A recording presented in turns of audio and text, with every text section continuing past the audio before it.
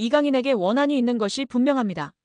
파리 생제르맹 소식통 플라넷 PSG는 피에르 메네스의 발언을 전했습니다. 메네스는 루이스 엔리케 감독이 거의 항상 이강인을 기용하고 있는데 이해를 할 수 없다. 난 이강인이 밋밋하다고 생각한다. 드리블, 패스를 한 번도 하지 않고 위험을 감수하지 않으며 항상 볼을 뒤로 패스한다라고 말했습니다. 그는 이어서 이강인이 그라운드 위에 있을 때 아무것도 가져올 수 없다. 성가시다.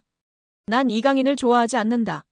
적어도 유니폼을 판매하는 일에는 능숙할 것이다라며 비꼬기도 했습니다. 이강인의 유니폼을 한국 축구 팬들이 많이 구매하는데 적어도 이런 일은 잘한다며 조롱한 것인데요. 메네스는 이전에도 이강인을 비판한 적이 있습니다.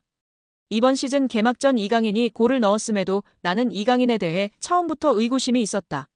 마요르카에서 뛰는 것을 봤을 때 드리블하는 것을 보았는데 PSG에 온 이후로 그렇게 드리블하는 것을 보지 못했다. 내가 틀리길 바라지만 완전히 확신할 수는 없다.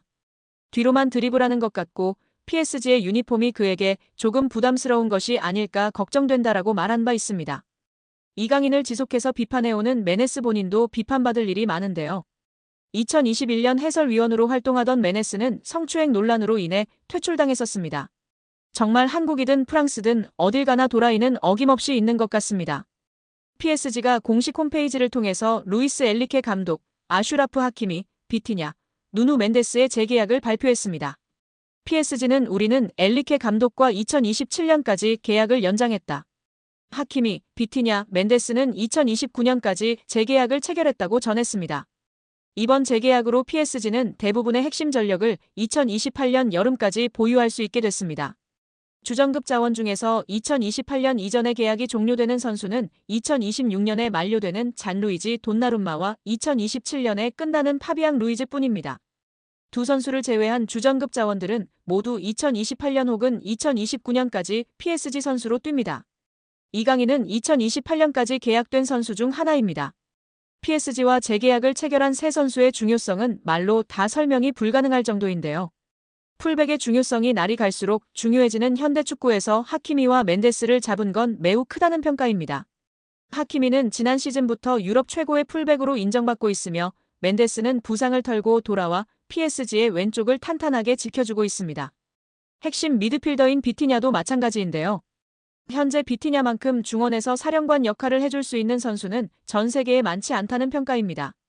엔리케 감독의 전술 구현에서 매우 중요한 풀백과 수비형 미드필더를 잡았기 때문에 PSG는 후방부터 전방으로 이어지는 코어라인이 앞으로 3년 동안은 탄탄하게 지켜질 것으로 예상됩니다.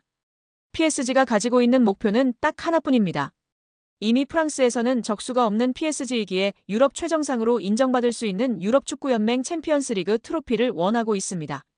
킬리안 은바페가 레알 마드리드로 떠나면서 슈퍼스타는 잃었지만 PSG는 이제 조직력을 앞세워 UCL 트로피를 노리겠다는 계획입니다.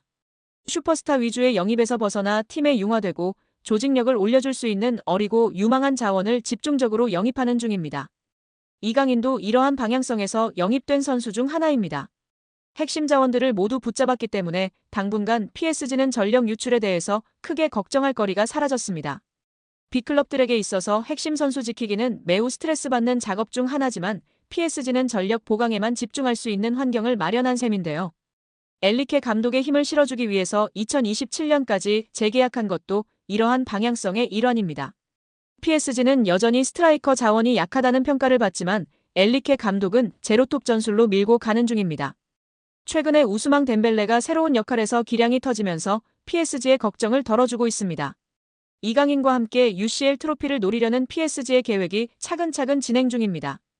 루이스 엔리케 감독이 이강인의 멀티성을 칭송하며 화제입니다. PSG는 23일 프랑스 파리에 위치한 파르크 대 프랭스에서 열리는 프랑스 리그앙 12라운드에서 툴루즈를 상대하는데요. 현재 PSG는 9승 2무승점 29점으로 리그 선두를 달리고 있습니다. 경기를 앞두고 사전 기자회견이 진행됐습니다. 먼저 엔리케 감독은 이번 경기는 힘든 싸움이 될 것이다.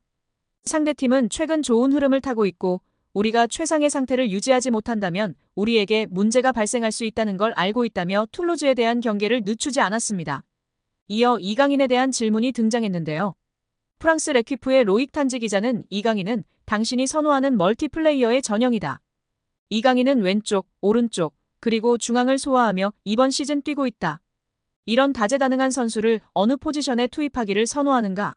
라고 질문을 던졌습니다. 엘리케 감독은 시즌 초반부터 말했지만 나는 멀티플레이어를 좋아한다. 이는 멀티 자원들이 어떤 역할을 맡을지 모르기에 상대팀을 어렵게 만든다. 고 대답했습니다. 이어 엘리케 감독은 멀티 자원을 만드는 것이 PSG의 장기적인 프로젝트에서 중요한 부분이다. 그리고 나는 각 포지션마다 이러한 선수들을 2명씩 갖기를 희망한다. 그러면 경쟁은 더욱 치열해질 것이다. 그렇게 할 수 있다면 팀을 더 강하게 만들 것이다고 덧붙였습니다. 지난 시즌 이강인은 PSG에 입성했습니다. 시즌 도중 아시안컵의 차출로 팀을 이탈했음에도 불구하고 이강인은 공식전 36경기 5골 5도움을 기록하며 준수한 활약을 펼쳤습니다. 이강인은 이번 시즌 개막 후 존재감을 확실히 뿜어내고 있는데요. 현재 중앙과 우측 윙어, 심지어는 폴스9 위치로 경기를 소화하며 엘리케 감독이 언급한 뛰어난 멀티성을 보여줬습니다. 이강인은 현재 리그 11경기에서 6골을 기록, 팀 내 최다 득점 2위에 오른 상태입니다. 지난 리그 11라운드 앙제전에서 활약이 돋보였는데요. 이날 우측 윙어로 선발 출전한 이강인은 89분 동안 홀로 2골 1도움을 올려 팀의 4대2 대승의 절정의 폼을 보여줬습니다. 올 시즌 이강인은 PSG에서 팀 내 득점 순위 3위에 올라와 있습니다. 우스만 덴벨레와 브래들리 바르콜라를 제외하고는 이강인이 가장 높은 득점력을 뽐내고 있습니다. 미드필더 포지션도 함께 수행하기 때문에 득점 순위 3위는 놀라운 기록입니다.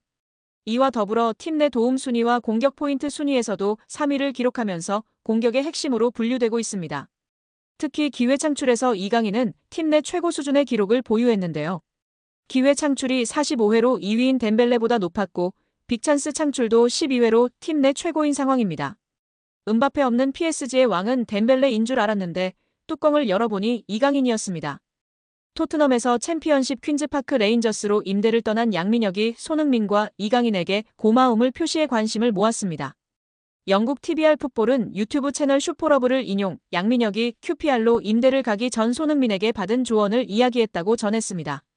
양민혁은 슈퍼러브를 통해 흥민이 형과는 당연히 같은 팀에서 같이 생활했다. 훈련이 끝나고 같이 밥 먹고 냉탕도 항상 같이 했다.